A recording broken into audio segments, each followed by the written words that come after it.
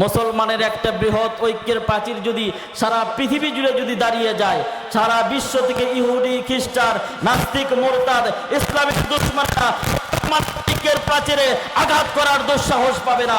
ও মুসলমান, আওয়াজ করে বলতে হবে কথা ঠিক কিনা? ও মুসলমান, মুসলমানের প্রাচীরে আঘাত করতে আসলে সিটকে বলতে বাধ্য হবে।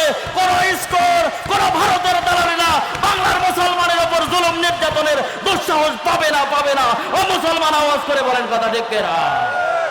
ও মুসলমান, আজকের মাহফিল থেকে উদাত্ত আহ্বান, আজ থেকে কোনো দলাদলি নয়, আজ থেকে কোনো ভেদাভেদ নয়, এক কোরআনের দলে আমরা শামিল হব।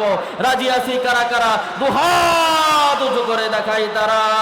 লিল্লাহে তাকবীর, লিল্লাহে তাকবীর। আল কোরআনের আলো, আল হাদিসের আলো, কোরআন হাদিস যেখানে, আলেম ওলামা যেখানে,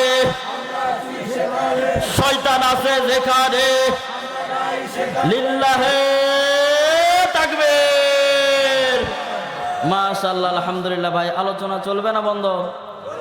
আরো জোরে কন, আর একটু জোরে বলেন।